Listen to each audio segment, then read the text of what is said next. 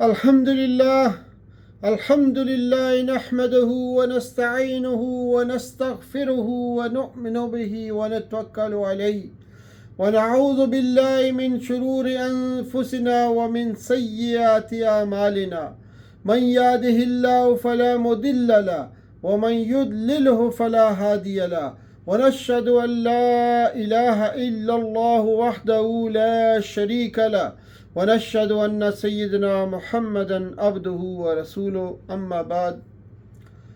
رمضان 2024 کے سلسلے میں آج ہماری سورہ مبارکہ سورہ ہود 11 نمبر کی صورت ہے۔ انشاءاللہ اس کے مضامین کا خلاصہ بیان کرتے ہیں۔ سورہ ہود کو ہم 8 حصوں میں تقسیم کر کے اس کا مطلب سمجھیں گے۔ سورہ ہود کا پہلا حصہ آیات 1 تا 24 پر مشتمل ہے۔ اس میں توحید، عبادت اور استغفار کا مطالبہ ہے، یعنی عبادت کے اندر توحید اور استغفار کا مطالبہ کیا گیا ہے اس حصے میں۔ قرآن حکیم و خبیر ہستی کی طرف سے ہے، جس میں پہلے محکم یعنی پختہ اور ٹھوس اور پھر اس کے بعد مفصل آیات ہیں۔ سب سے پہلے عبادت کی توحید کا مطالبہ کیا گیا ہے، چنانچہ فرمایا اللہ تعبدوا الا اللہ، اور پھر استغفار کا مطالبہ کیا گیا ہے، یعنی سب سے پہلے عبادت میں توحید عبادت کا مطالبہ اور پھر استغفار کا مطالبہ کیا گیا ہے۔ استغفار اور توبہ سے قوموں کو ایک وقت مقررہ تک مزید مہلت مل جاتی ہے اور فضل میں اضافہ کیا جاتا ہے، چنانچہ فرمایا یُمَتِّعُکُم مَتَاعًا حَسَنًا إِلَىٰ أَجَلٍ مُّسَمًّى، پھر یوم عذاب سے ڈرایا گیا ہے آیت نمبر 3 میں۔ اللہ کے علم کی وضاحت کر کے اس کی خالقیت اور قدرت ثابت کی گئی ہے، اور بتایا گیا ہے کہ زمین و آسمان کی تخلیق کا مقصد آزمائش حسن عمل ہے۔ مشرکین مکہ جو منکرین آخرت بھی تھے، رسول کریم صلی اللہ علیہ وآلہ وسلم کی اس بات کو سحر یعنی جادو قرار دیتے تھے کہ موت کے بعد ایک دن انسانوں کو زندہ کر کے اٹھایا جائے گا، آیت نمبر 7۔ اور پھر صابر اور غیر صابر لوگوں کے فرق کو واضح کیا گیا ہے کہ یہ صابر لوگ دکھ اور سکھ دونوں گھڑیوں میں ہمیشہ شکر کا رویہ اختیار کرتے ہیں۔ مشرکین کی باتوں سے دل برداشتہ ہو کر قرآن کے بعض حصوں کو بیان کرنے سے رسول اللہ صلی اللہ علیہ وآلہ وسلم اعراض نہیں کر سکتے۔ اور پھر قریش کے اعتراضات یہاں بیان کیے گئے ہیں۔ قریش مکہ نے یہ اعتراض کیا تھا کہ آپ کے ساتھ کوئی خزانہ یا کوئی فرشتہ کیوں نازل نہیں کیا گیا؟ آپ صلی اللہ علیہ وآلہ وسلم پر خود سے جھوٹ کر لینے کا الزام عائد کیا گیا۔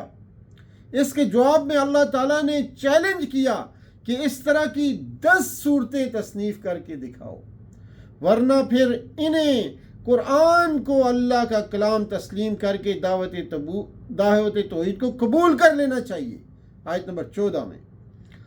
اور پھر اللہ کی سنت بیان کی گئی کہ وہ دنیا پرستوں کو دنیا عطا کر دیتا ہے، لیکن ان کے لیے آخرت میں آگ ہوگی۔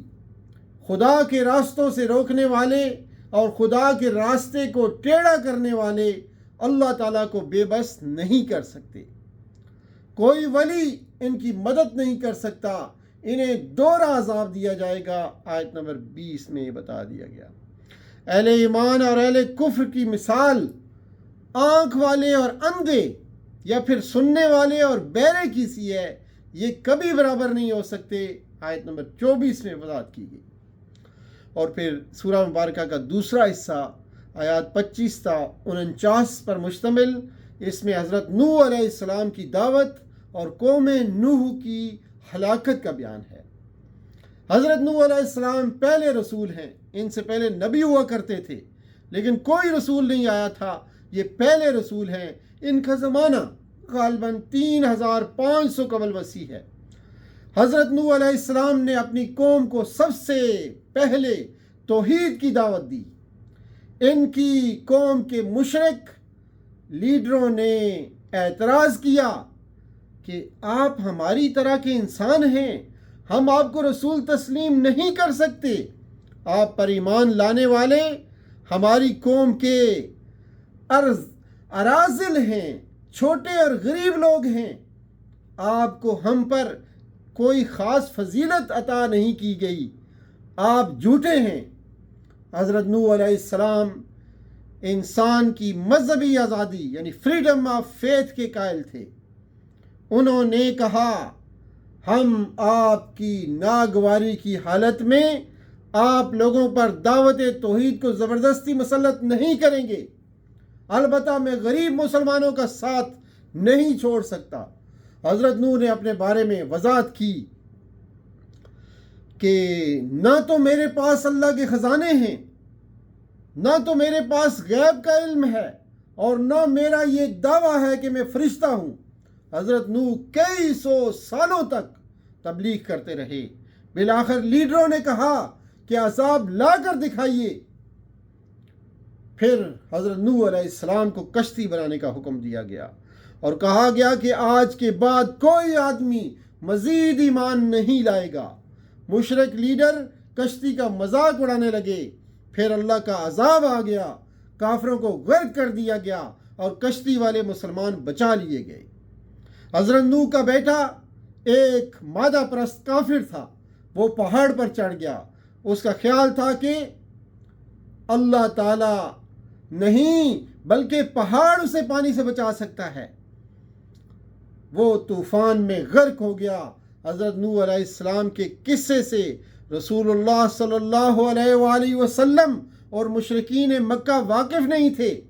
مشرکین کو قانون ہلاکت سے عبرت حاصل کرنے کا مشورہ دیا گیا اور رسول کریم صلی اللہ علیہ وآلہ وسلم کو مخالفت کے اس ماحول میں صبر و استقامت کی ہدایت کی گئی اور تسلی دی گئی کہ بہترین عاقبت اور انجام صرف متقین ہی کے لیے ہے۔ فَاصْبِرْ إِنَّ الْعَاقِبَةُ لِلْمُتَّقِينَ۔ آگے آیات 50 سے 60 پر مشتمل تیسرا حصہ ہے۔ اس میں حضرت ہود علیہ السلام کی دعوت اور قوم عاد کی ہلاکت کا تذکرہ ہے۔ قوم نوح کی ہلاکت کے تقریباً 500 سال بعد قوم عاد کو جانشین بنایا گیا۔ یہ مشرک تھے۔ ان کے رسول حضرت ہود علیہ السلام نے انہیں توحید کی دعوت دی۔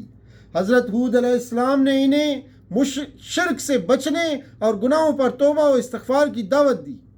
استغفار کے فضائل بیان کیے گئے کہ اس سے بارشیں ہوں گی، موجودہ قوت میں مزید اضافہ کیا جائے گا، لیکن وہ اپنے آلہہ یعنی خداؤں کو چھوڑنے کے لیے تیار نہ تھے۔ حضرت ہود علیہ السلام کو اللہ پر کامل بھروسہ تھا۔ انہوں نے انہیں سمجھایا اور کہا کہ اللہ تعالیٰ تمہیں ہلاک کر کے دوسری قوم کو اٹھا سکتا ہے۔ وَيَسْتَحْلِفُ رَبِّي قَوْمًا غَيْرَكُمْ۔ قوم عاد نے اپنے رب کی ناشکری کی، اس کی آیات کا انکار کیا، رسولوں کی نافرمانی کی۔ یہ وہ قوم تھی جو ہر جبار، عنید، اسلام سے عناد رکھنے والے لیڈر کے احکامات کی پیروی کیا کرتی تھی۔ اللہ تعالیٰ نے دنیا اور آخرت میں اس قوم پر لعنت کی، ان پر عذاب نازل کیا۔ اللہ تعالیٰ نے اپنی خاص رحمت سے حضرت ہود علیہ السلام اور ان پر ایمان لانے والے نیک لوگوں کو بچا لیا۔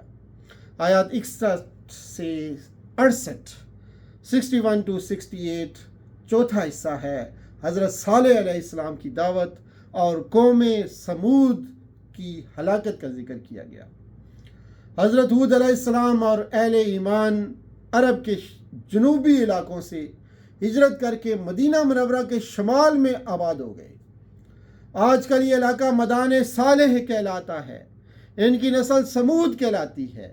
انہیں عاد ثانی بھی کہتے ہیں۔ قوم ہود کی ہلاکت کے تقریباً 500 سال بعد قوم سمود کی آزمائش کا وقت آ پہنچا۔ قوم سمود میں حضرت صالح کو مبعوث کیا گیا۔ حضرت صالح نے بھی اپنی قوم کو توبہ و استغفار کی دعوت دی، لیکن یہ اپنے باپ دادا کے عقائد اور رسومات کو چھوڑنا نہیں چاہتے تھے۔ انہوں نے شک و ریب کا مظاہرہ کیا۔ آزمائش کے لیے اللہ تعالیٰ نے ان کے پاس ایک اونٹنی بھیجی اور حکم دیا کہ اسے بری نیت سے ہاتھ نہ لگانا اور اس کو زمین پر کھانے سے نہ روکنا، لیکن انہوں نے اسے مار ڈالا۔ اس قوم کو 3 دن کی مہلت دی گئی، پھر ان کو ایک خوفناک دھماکے سے ہلاک کر دیا گیا۔ اللہ تعالیٰ نے اپنی خاص رحمت سے حضرت صالح اور ان پر ایمان لانے والوں کو بچا لیا۔ آگے آیات 69 سے 83 میں پر مشتمل یہ 5واں حصہ ہے سورہ مبارک ہود کا۔ اس میں حضرت لوط علیہ السلام کی دعوت اور قوم لوط کی ہلاکت کا بیان ہے۔ اللہ تعالیٰ کا قانون ہے کہ وہ نیک لوگوں کو بچا کے وقفے وقفے سے بدکاروں کو ہلاک کر دیتا ہے۔ یہی اس کا قانون جزا و سزا، law of reward and punishment ہے۔ یہی دلیل قیامت اور دلیل جنت و دوزخ بھی ہے۔ اس کے فرشتے بھی کبھی جزا اور کبھی سزا کا موجب بن جاتے ہیں۔ حضرت ابراہیم علیہ السلام کے پاس آنے والے فرشتے انہیں بیٹے کی بشارت دینے کے بعد ان کے بھتیجے حضرت لوط کی قوم کو ہلاک کرنے کے لیے بھیجے گئے۔ حضرت ابراہیم علیہ السلام کے پاس فرشتے انسانی شکل میں آئے۔ وہ بہت مہمان نواز تھے۔ انہوں نے ایک بھونا ہوا بچڑا ان کی خدمت میں پیش کیا۔ کھانے سے انکار پر حضرت ابراہیم علیہ السلام کو احساس ہوا کہ یہ فرشتے ہیں۔ وہ ڈر گئے۔ فرشتوں نے تسلی دی اور انہیں بیٹے اسحاق اور پوتے یعقوب کی بشارت دی۔ اس پر حضرت ابراہیم علیہ السلام کی بیوی نے حیرت کا اظہار کیا کہ میں کیسے ماں بن سکتی ہوں جبکہ میں بوڑھی ہوں، بانجھ بھی ہوں اور میرے شوہر بھی بوڑھے ہیں۔ فرشتوں نے جواب دیا کہ آپ کے خاندان پر اللہ کی رحمت اور برکات ہیں، تعجب نہ کرو، کیا ایسا ہی ہوگا؟ فرشتوں نے بتایا کہ ان کی اگلی منزل قوم لوط کی طرف ہے، وہ ہلاک کی جائے گی۔ اس خبر پر حضرت ابراہیم علیہ السلام تکرار کرنے لگے۔ انہیں بتایا گیا عذاب کا فیصلہ ہو چکا ہے، اب اسے ٹالا نہیں جا سکتا۔ آیات 76 میں بھی یہ بات آتی ہے۔ حضرت لوط علیہ السلام کے پاس فرشتے انسانی شکل میں پہنچے۔ یہ خبر سن کر ان کی قوم ان کے گھر کی طرف لپکی۔ انہیں عورتوں سے کوئی رغبت نہیں تھی، وہ مردوں کے پیچھے دیوانے تھے۔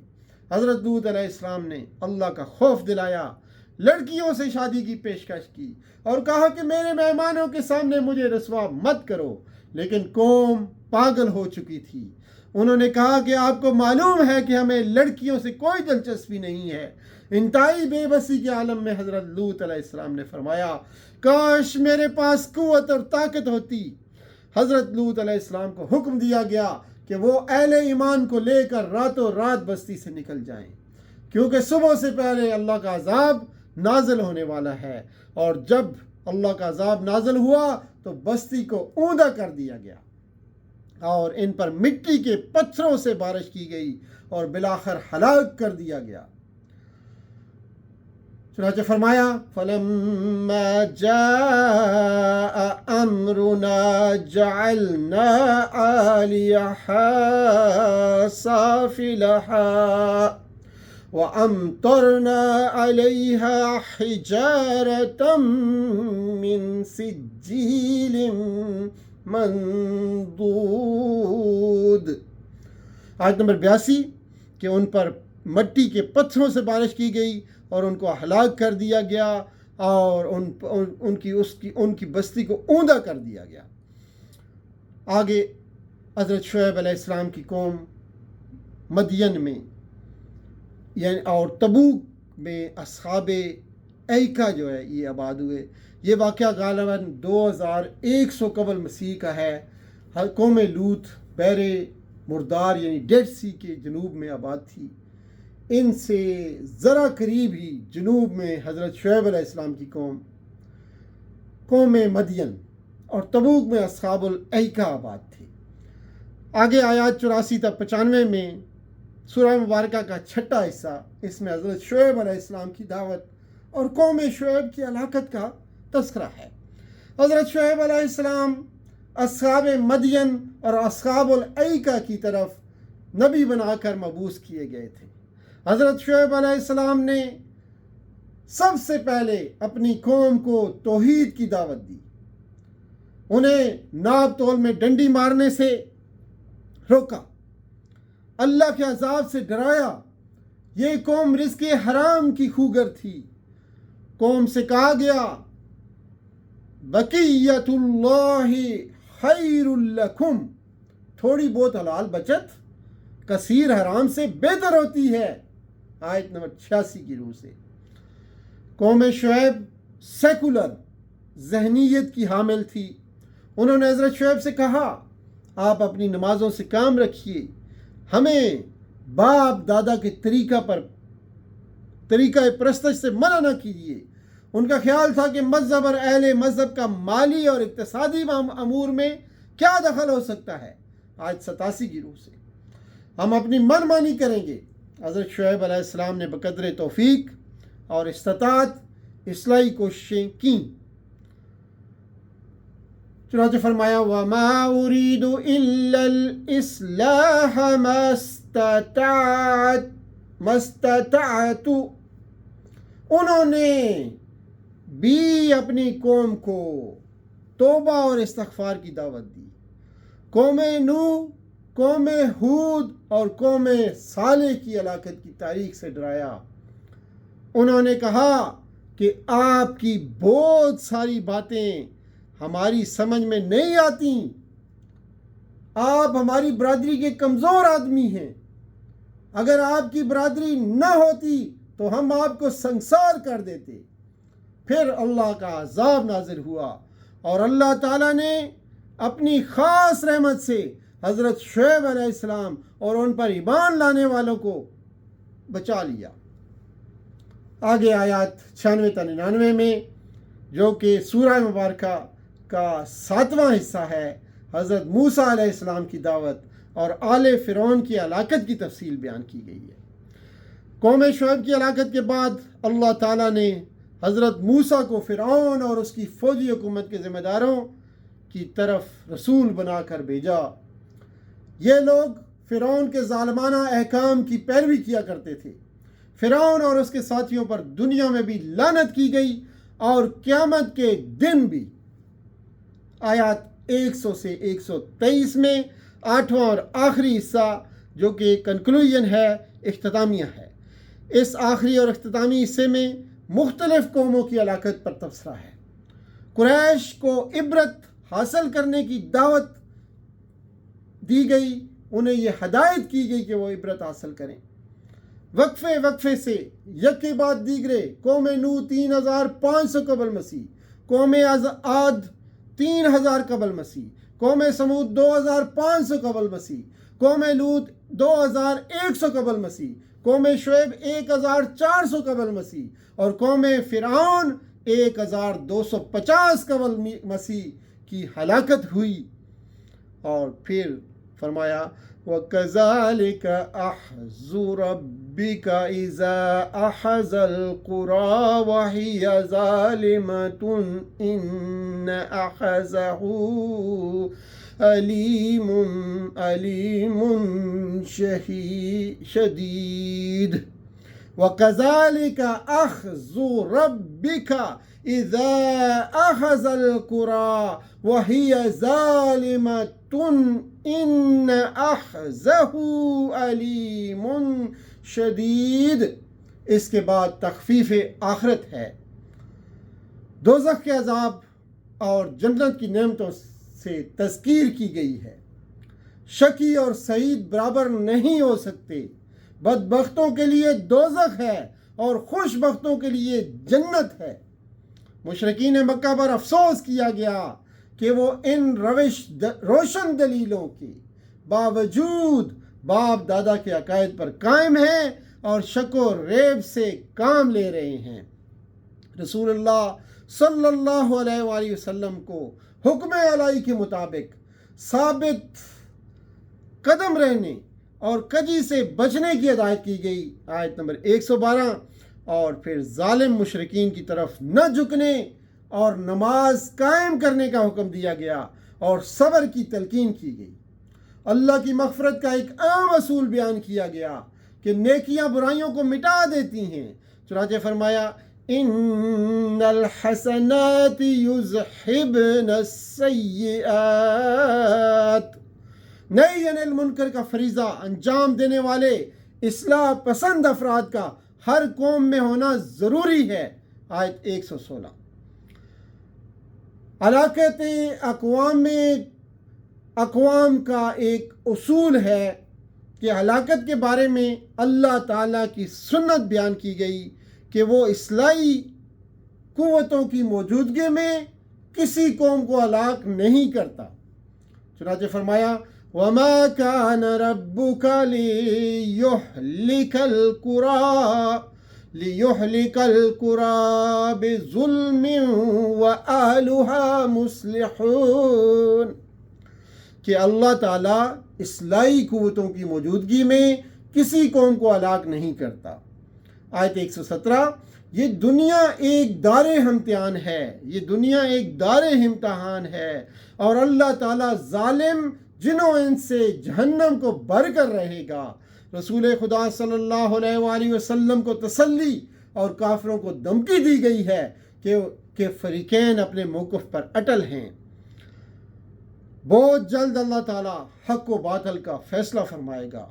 آخری آیت میں کوئی کرے یا نہ کرے، رسول اللہ صلی اللہ علیہ وآلہ وسلم کو توحید عبادت اختیار کرنے کا حکم دیا گیا اور صرف اللہ ہی پر بھروسہ اور توکل اختیار کرنے کی ہدایت کی گئی، چنانچہ فرمایا فَاعْبُدْهُ وَتَوَكَّلْ عَلَيْهِ، کہ توحید عبادت اختیار کیجئے اور صرف اللہ ہی پر بھروسہ اور توکل اختیار کیجئے۔ عزیز ساتھیو، سورہ ہود کا مرکزی مضمون قرآن کی دعوت توحید قبول کرتے ہوئے شرک اور دیگر گناہوں سے توبہ کر کے اللہ کے حضور استغفار کرنے پر قوموں کو مزید مہلت مل جائے گی، ورنہ انہیں بھی پچھلی قوموں کی طرح ہلاک کیا جائے گا۔ اسی پہ اکتفا کرتے ہیں۔ سبحان ربک رب العزت عما یصفون والسلام علی المرسلین والحمد للہ رب العالمین، والسلام علیکم ورحمۃ اللہ وبرکاتہ۔